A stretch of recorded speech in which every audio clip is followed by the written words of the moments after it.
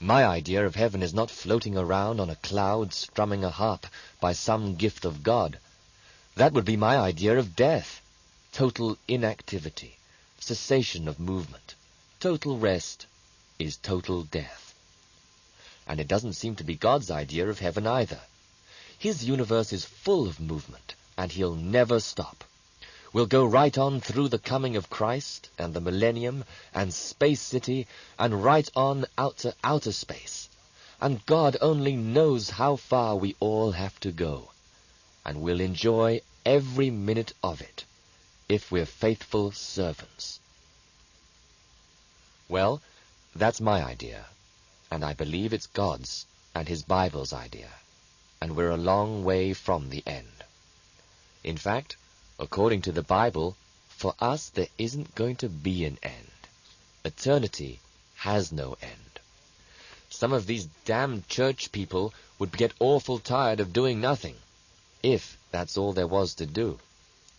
Of course, they are practicing what they believe right here on earth, doing nothing, or as little as possible. Except for a few, thank the Lord, like the few St. Francis's and Sister Magdalene's, and maybe a few of the children of God. But we're talking about cessation of progress. When people stop pioneering new fields and goals and disciples and colonies. That's nothing. That's so small a vision. When we stop pioneering the world, we're licked. We have failed. We're defeated because we defeated ourselves by giving up. Savvy? Therefore these people, these disciples, whether they be babes or leaders, who have ceased to progress and have stopped and are satisfied to enjoy their little bit of this and that daily in their little bitty colony and their little bit of heaven on earth, their little me, thee, thou, and no other, and their few little sheep and their little fold, they have a colony, and now they're the shepherd of it. So where else can I go but to the Lord? They've totally ceased to move and progress and go on and pioneer. Once they've got one colony open and established, they should go on to another. When you finish giving out the message in one town, you should go to another. Jesus said so. But some of our leaders quit long ago. They no longer have any desire to go any further. They're perfectly satisfied with where they are. They've sat down and quit and lost their love of the Lord and souls and their desire to witness and win and get new disciples and invade new fields, which mean they've quit. And they think when they've quit, they are going to keep what they've got. But God's law of progress is, if you don't keep on getting more, you'll lose what you've got. To him that hath it shall be given, to have more, make progress. But to him that hath not, it shall be taken away, even what he thinketh he hath. The minute you think you have, and you sit down to enjoy it, that's where you lose it. That's why many a great business, many a great nation, many a great civilization, and many a great religious movement has vanished from the face of the earth, because they thought they had arrived and had all they wanted, and they sat down to enjoy it, and whoosh! God blew upon it, and it came to naught, because they quit advancing and progressing, invading and attacking and moving. When you quit moving, you die. Try it. Go to bed and never get up again. And how long do you think you'll live if you just lie there stiff as a board and never eat or drink or move or get rid of waste matter any more? You might last a few days. Some people have lasted a couple of weeks. But without any liquid or elimination whatsoever, the usual limit is about 4 days. For if you quit drinking, eating, cleansing and moving, you're soon dead. And that's exactly what's wrong with some of our disciples. They've quit drinking the water of life, the new water that's always fresh, poured out constantly. And they quit eating the spiritual food, and quit eliminating their daily besetting sins, and therefore they've quit moving, and they've died on the vine. Then they wonder why they feel like going back into the system. Oh, what a terrible thought! I'm dreaming of having a house of my own wife and children, my own car and TV set. Oh, I'll still want to witness a little and win souls and still get the Mo letters, but I'll never go back all the way. But they'll wind up just like the majority of church people who have quit witnessing and winning and are living selfishly. Because there's no in-between. There's either a positive pole that goes forward or a negative pole that goes backward. There's no neutral pole. You cannot stop. It's like breathing. You don't dare quit or you're dead. You don't dare stop. We can't stop or we're dead.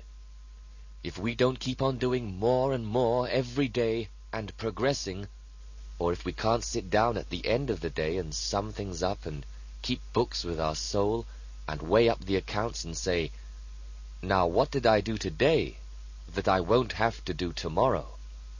In other words, what progress, what move or accomplishment or new thing or different thing, or what more have I done than the usual things I always have to do each day?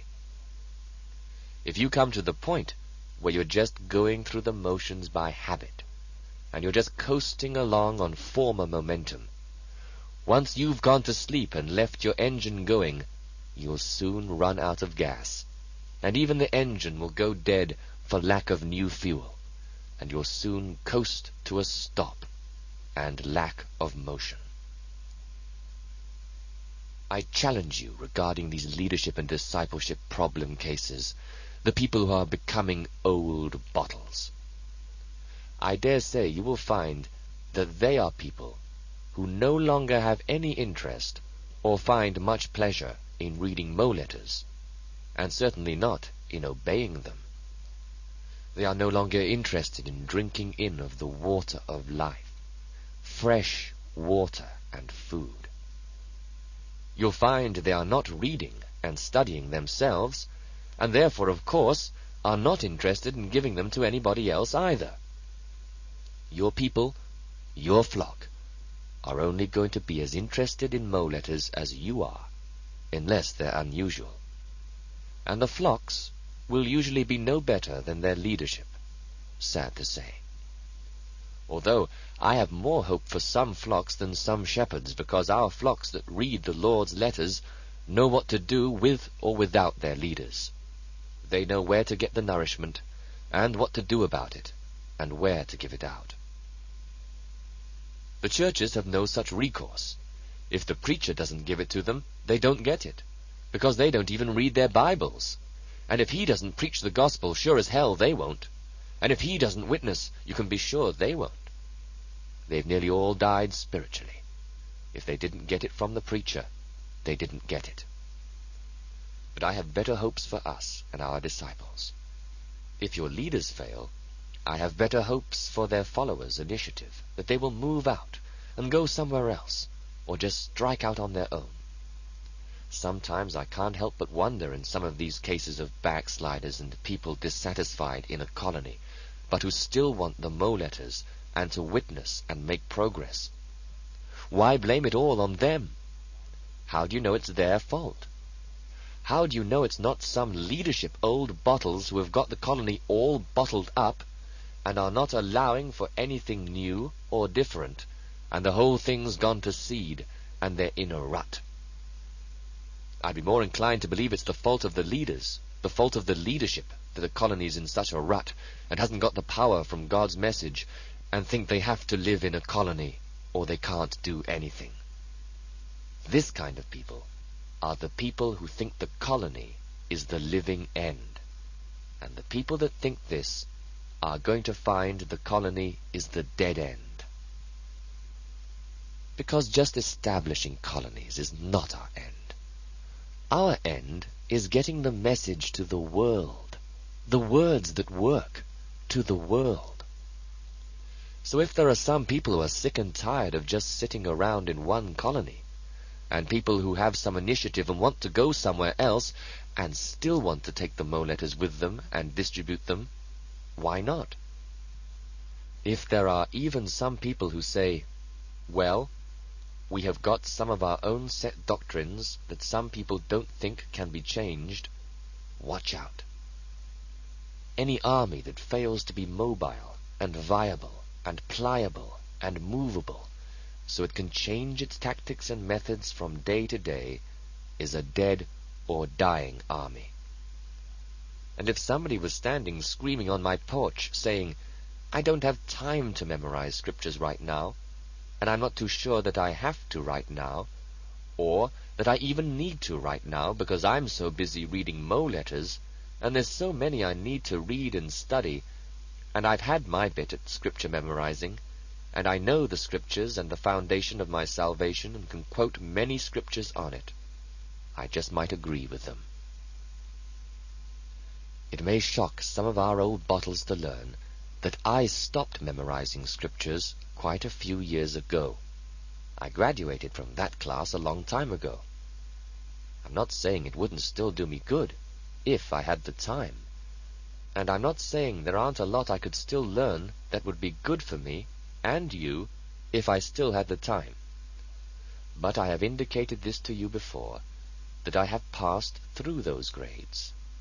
I don't even have time to study the Bible like I used to. I spent years doing it. My God, if I had to do all that now, you'd never get another Mo letter. I've been through that grade, all those grades. Maybe some of our kids have had enough Bible. I don't think you can ever get too much, but maybe they've had all they can possibly stand if they're going to study the new things God has given. Maybe some of my own children look at me a little wondering, maybe Dad just might be getting a little off the track. I knew it might happen someday. Maybe you're about getting to where you don't have to memorize scriptures and listen to some dead prophecy teacher and adhere to their terrible schedule anymore. Maybe you can't stand it anymore. Maybe you want action. Enough talk. Now let's move. But maybe the reason they keep coming back, pounding on the door and screaming on the porch, is because they want the one thing the colony has that they want, and that's the message. And any colony who turns away hungry sheep, even if they think they may be hungry dogs, goats, or wolves who want to be fed, something's wrong with that colony. Even if they don't want to join the colony right at the moment, or be part of that little fold, they could at least let 'em have some Mo letters, couldn't they? We used to be so goddamned narrow-minded that if anybody didn't forsake all and join lock, stock, and barrel on the spot, he was hardly saved, and we weren't too sure he was even a Christian. And if we don't break out of that old, overstretched bottle, we'll find ourselves in a bottleneck where we'll never reach the millions who can never join our colony. The people who think that joining a colony is the end, it will be for them, and they'll die spiritually right there. I've got more faith for the guys with enough gumption to break out of that old bottle mold of nothing but colony life, as long as they want to take the letters with them and give them to others everywhere who need them. If they still want the letters, it must mean they're still going to want to give them out. And I don't give a damn if they belong to any colony or not. Does that rock your boat or break your bottle or blow your damned old bottle doctrine to damnation? I no longer care if they join a colony, or sit down and take the course, or whether they even call themselves children of God, as long as they want the message and want to give it out to others. How's that suit you? If we're going to tie ourselves down to nothing but these little podunk colonies with no vision, and some of whom have stopped dead in their tracks and aren't accomplishing much, and where their leaders are satisfied and just going through the motions, if we don't break out of that old bottle mold, we're not going to get any further. I'm ready to send Mo letters to anybody who wants them and is willing to read them and pass them on to others who need them. And anybody who wants more of them to pass on to others, I'll send them more. I don't care if they give them out to our enemies. It'll do them good, Some of our kids have gotten just like the church people. They're scribes and Pharisees, self-righteous, hypocritical old bottles. Yea, indeed, we are the people, and besides us there are no others. And if you don't do it our way, we won't let you do it at all. I don't care how they read the Mo letters. If they want to do it standing on their heads, or while they're doing yoga, or holding it with their toes, as long as they want to turn the world right side up when they come down. I don't care whether they belong to a colony or not, as long as they publish the glad tidings. Colonies are only a means to the end, a drop in the bucket, a way, a part of the body, a place to grow, and a place to put the babes in nursery spiritually, and bring them up, grow them up. But if that God-damned nursery turns out to be like the churches, where they don't want them ever to grow up, and merely keep them as babies, and keep them in that colony forever, may God help them to get out of such a colony, because they've landed in a colony that's just like the churches. Just existing is all they care about. Survival. And they don't give a damn whether they or their disciples ever go anywhere. The leadership doesn't want them to go any further, because they'll lose their disciples. After all, they aren't getting any new disciples, and if any of those old ones wants to get out, why my? Who would do the dishes? If you go without our approval and permission, you'll be breaking fellowship, dissembling, some say. That's why I wrote the independence letter, because some of these poor kids felt that if they left the colony they were leaving God. That's the same as the churches teach. Instead, they should say, if you can't take it here, there's an associate colony. Or here, brother, if you want to just go your own way, here's a fistful of letters, so just go to it. Keep in touch, or send us your address, and we'll send you more. Well, he may wind up starting a whole new revolution, or a new colony, and winning many people to the Lord. But these old bottles, they don't even know what the score is. They're still back there fighting the cowboys, when they ought to be taking over the world. They don't even know the Civil War's over, fighting amongst themselves. They don't even know we've got a world war to win. In fact, several of them. They're still back there fighting the Pharisees or the Romans the way we did it at Huntington Beach, or on the road, or the cowboys at TSC. Oh, you should have known those good old days at TSC. Ah, those were the days. Or, dear old Bromley, how glorious was the departed glory of Bromley. These people who are living in the past are old bottles. You know what my grandfather said to me once? David, son, do you know how you know when you're getting old?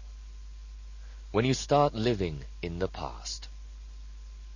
Do you know how we know England is getting old and about to die and become just a part of Europe? Because she's glorying in her past. You know why America is now old and ready to die? Because most of her movies, so popular around the world, betray an era of glory that's been dead for 150 years. The cowboy era. And those old-style cowboys are all dead. But America's still living back in the cowboy days, living in the glories or horrors of the past. They need to bring their ranching up to date, like a recent modern song. I'm an old cowhand from the Rio Grande, and I learnt to ride 'fore I learnt to stand. I know every trail in the Lone Star State, 'cause I ride the range in a Ford V8. Yippee-ki-yo-ki-yay, yippee-ki-yo-ki-yay. Hallelujah. If we've got any old bottles still living in the past, may God have mercy. I don't give a damn how we used to do it, if it's not the way we ought to do it now. And I don't care how we did it yesterday, if we should do it differently tomorrow. But some of these old bottle guys are still insisting on a rigid pattern of total conformity to the past, like the revolutionary sheet, and living according to the tactics and patterns of the past. Now, I'm not saying the revolutionary sheet isn't pretty much up to date, just like the Bible I took it from.